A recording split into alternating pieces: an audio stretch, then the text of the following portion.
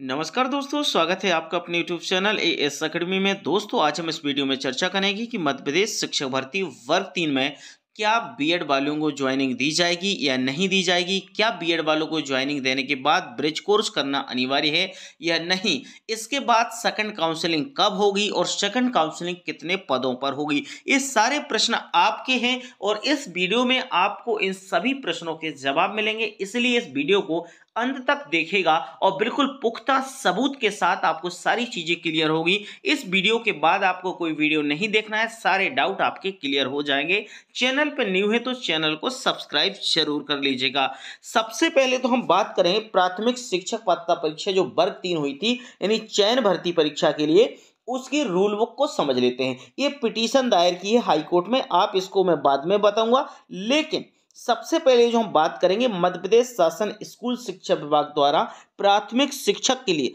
पात्रता परीक्षा और परीक्षा संचालन नियम पुस्तिका, इसके बारे में आप लोगों को पता होगा। इसके बारे में पता होगा, ये सारी चीजें आपने देख ली होंगी। लेकिन इसमें जो हमें जानना ये है कि जो भर्ती नियम है, उस नियम में बीएड वाले छात्र छात्राओं के लिए क्या कहा गया है, इस बात को समझ लेते हैं। ठीक है, आगे देखिएगा, भर्ती नियम में जाएंगे। जैसे कि हम इसमें देखिए अध्याय पहले में पात्रता संबंधी नियम, ये अध्याय पहला आप दिख रहे होंगे। इसमें पात्रता संबंधी नियम सारी दिए गए हैं। यदि इस पात्रता संबंधी नियमों की शर्तों को आप पालन करते हैं तो आपको ज्वाइनिंग 100% मिलेगी। ये बात बिल्कुल क्लियर है। यहाँ पर लिखा है, निःशुल्क एवं अनिवार्य बाल शिक्षा का अधिकार अधिनियम 2009 के अंतर्गत राष्ट्रीय अध्यापक शिक्षा परिषद द्वारा जारी दिशा निर्देश दिनांक 11/2/2011 के अनुसार उक्त पात्रता परीक्षा का आयोजन किया जाना है।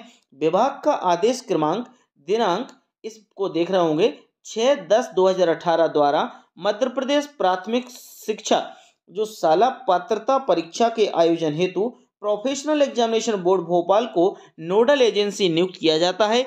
इसके लिए पात्रता की जो शर्तें हैं वो निम्नानुसार हैं। इसमें हम सबसे पहले जो हमें जरूरत है उसको देखना है। यहाँ हम देखेंगे डीएड और बीएड के बारे में। सबसे पहला पॉइंट पढ़ रहे होंगे आप, कम से कम 50% अंकों के साथ हायर सेकेंडरी, यानी आपके पास 12वीं अथवा इसके समकक्ष तथा प्रारंभिक शिक्षा में 2 वर्षीय डिप्लोमा या उसके समकक्ष, या तो आपके पास डिप्लोमा 2 वर्ष का होना चाहिए या फिर उसके समकक्ष होना चाहिए। तो आपको पता है कि जो बीएड की डिग्री है वो भी अब 2 साल की होने लगी है। लेकिन स्पेशल बीएड वालों के बारे में क्या कहा गया है उसको समझते हैं। 50% अंकों के साथ स्नातक तथा शिक्षा बीएड जिसने राष्ट्रीय अध्यापक शिक्षा परिषद द्वारा मान्यता प्राप्त संस्थान से शिक्षा स्नातक की उपाधि प्राप्त की है, उस पर कक्षा 1 से 5 तक पढ़ाने के लिए अध्यापक के रूप में नियुक्ति हेतु विचार किया जाएगा।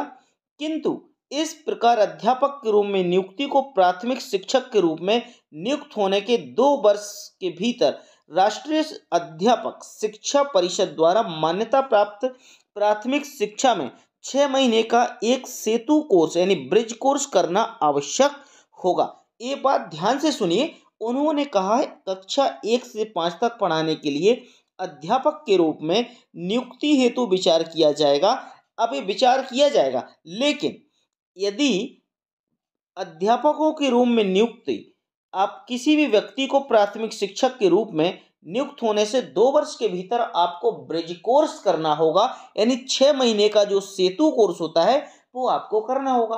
भैया, जब सरकार ने खुद कहा है कि 6 महीने का ब्रिज कोर्स करना होगा, तो अब इसमें डीएड वालों को तो परेशानी होने की बात ही नहीं होती है। दूसरी बात, अब यहाँ बोलते हैं कि हम पिटीशन लगा देंगे कि बीएड वालों को बाहर कर दिया जाए। ठीक है भैया, मान लेते हैं बीएड वालों को बाहर करने के लिए आप पिटीशन लगा दें, लेकिन इस पिटीशन को आप देख लीजिए, ये आपका नंबर है इसमें। लेकिन in the high court of Madhya Pradesh, ये हाई कोर्ट में पिटीशन लगाई है ऑलरेडी 7/7/2022 को।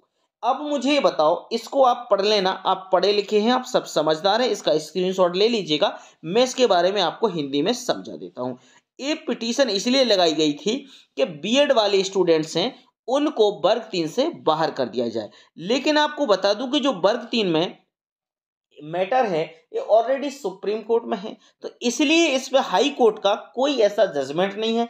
हाई कोर्ट ने ना कोई ऐसा जवाब दिया है। और सरकार की देखो कहीं ना कहीं मंशा ये होगी कि हमें बीएड वालों को लेना है, अच्छे टीचरों की जरूरत होगी। क्या बीएड वाले प्राथमिक शिक्षक नहीं बन सकते या बच्चों को नहीं पढ़ा सकते? इस बात को सोचो, समझना बात को। यदि उसने ग्रेजुएशन किया है, इसके साथ बीएड किया है, तो वो बच्चों को तो पढ़ा ही सकता है ना। अब यहाँ पर बोला जाता है कि जो डीएड किया वो उन बच्चों को पढ़ाएं किनको, मिडिल स्कूल हाई स्कूल को। तो यार भैया जो डीएड वाली पिक्चर है वो उसमें क्या है, उस लेवल की नहीं है। क्योंकि देखो कहते हैं ना, आप यहाँ पर कक्षा 1 में पढ़ रहा है, वो एक व्यक्ति कक्षा 5 में पढ़ रहा है, तो कक्षा 1 का व्यक्ति कक्षा 5 में नहीं जा सकता है, मतलब कक्षा 5 के बच्चों को समझा नहीं सकता है, लेकिन 5 का जो बच्चा है वो कक्षा 1 के बच्चे को समझा सकता है। इस बात को समझिएगा, ठीक है। दूसरी बात हम बात करें सेकंड काउंसलिंग की, तो सेकंड काउंसलिंग आपकी 8,500 पदों पर क्लियर है, लेकिन इससे ज्यादा पद भी आपके हो सकते हैं, प्लस आपके 4 से 5,000 पद होने की पूरी संभावना है। इस बात को याद रखिएगा।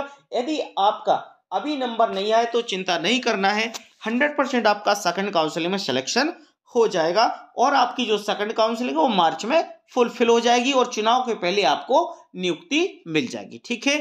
आपके मन में इससे रिलेटेड कोई भी प्रश्न है तो कमेंट बॉक्स में लिखिएगा, हम पूरी कोशिश करेंगे कि आपके सभी प्रश्नों के जवाब दें। मिलते हैं नेक्स्ट वीडियो में नेक्स्ट टॉपिक के साथ, जब तक के लिए नमस्कार।